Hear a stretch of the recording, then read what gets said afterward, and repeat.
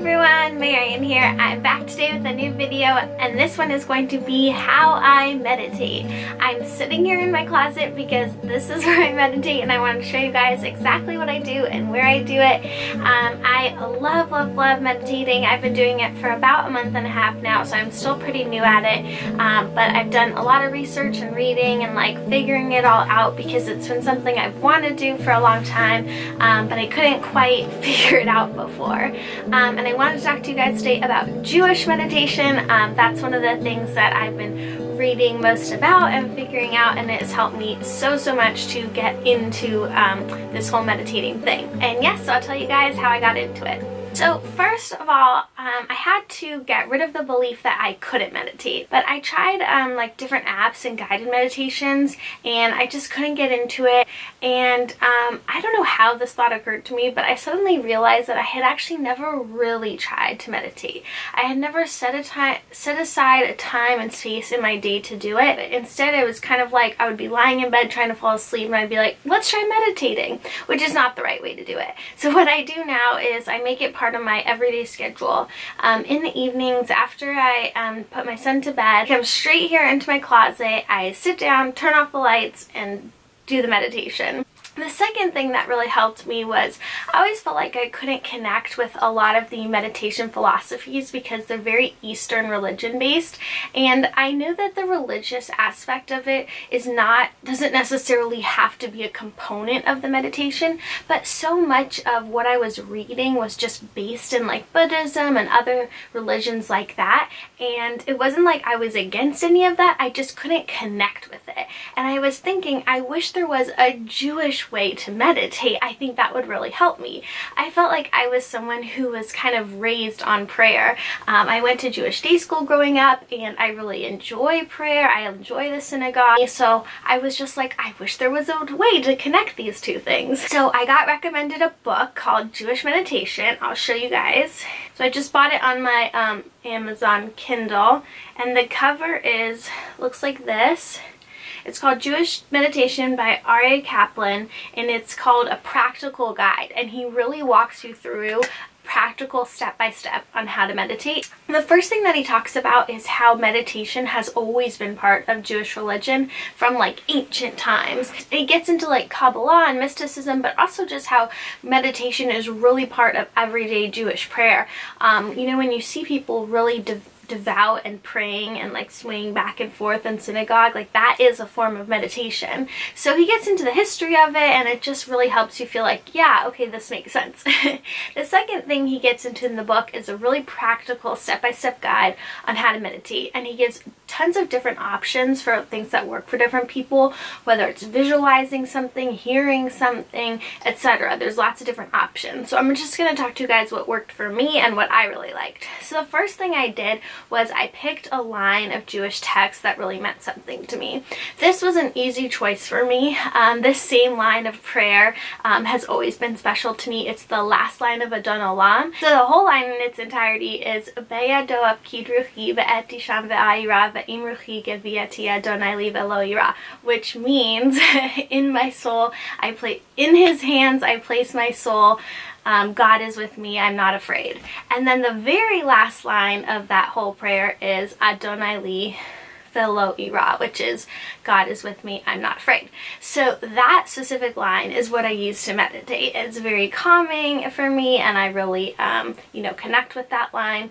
So what I do is, first, to get in the zone, I sit down on the floor just like this, and then I go like this, which is kind of like, you know, the traditional meditation stance. You don't have to do it. I find it comfortable for me. I like having a specific position for my hands, so I'm not like feeling like I should be like touching my hair or moving around or anything. So I just place them on my knees like this, and I start with a full body check-in, where I go from my head to my toes, and I think about each part of my body and how it feels.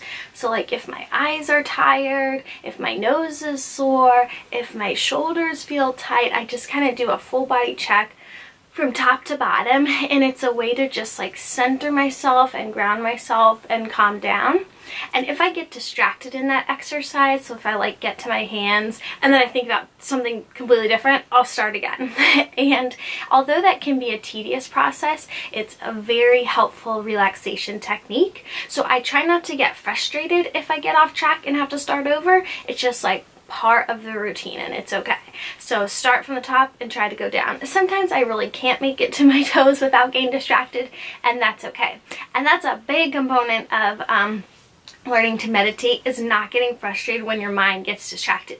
Everyone's mind gets distracted. There is no one whose mind is just completely empty. It's impossible. So when I had tried meditating in the past, I gave up a lot because I thought, oh, my mind's getting distracted, I'm not doing it right. There's no wrong way to meditate. If you're sitting down and thinking and having a positive experience, then it's working for you, and that's all that matters.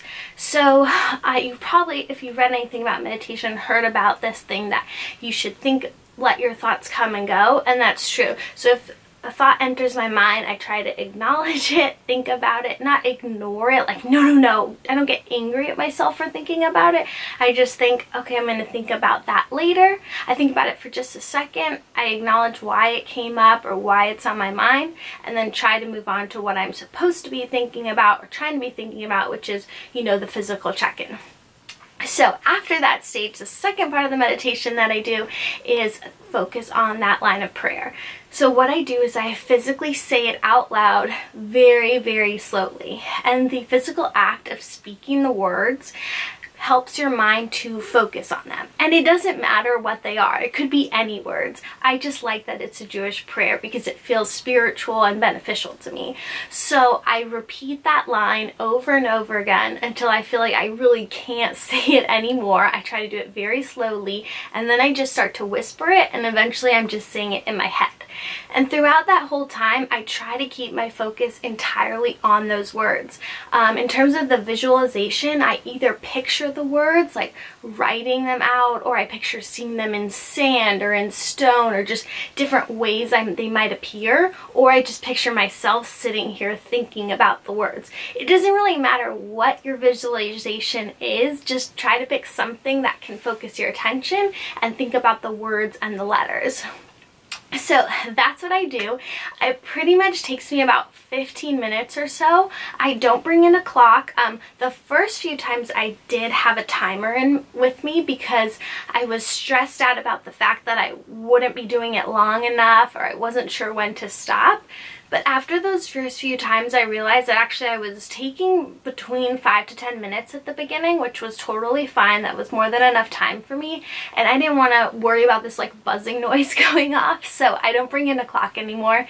And I just turn off the lights and focus on my routine. And then at the very end of the meditation, and I feel like I'm done thinking about the letters and words, my mind is clear, I'm very calm.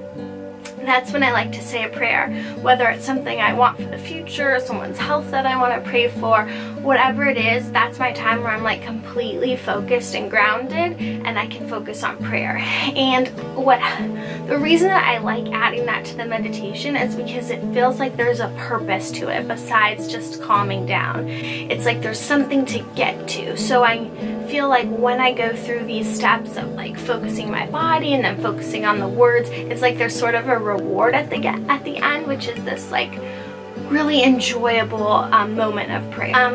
In terms of like knowing if you're doing it right or anything, I'll say that after a few times I definitely felt like a sort of spiritual high, and now I can get it within like probably 1 to 2 minutes of meditating every time. It's sort of like a buzz. It's really hard to describe, but basically I feel like my mind is clear and I'm not thinking about anything, which is the goal. Now, it doesn't last for more than like a few seconds, but as I'm meditating, I'll get that buzz and like clear feeling, you know, every few seconds sort of thing. It kind of like ebbs and flows. And afterwards, I just feel really calm and really happy, and it's just a really nice part of my day. So now I look forward to it at the end of every day, and I hope I can keep it up in the new year because I've definitely seen the benefits of it. And yeah, that is my Jewish meditation. I will link the book for you guys down below. And if you guys meditate, let me know what you do or where you do it. I'm really curious to learn more. And give this video a thumbs up if you like it. Subscribe to my channel for more, and thank you guys so much for watching. Bye!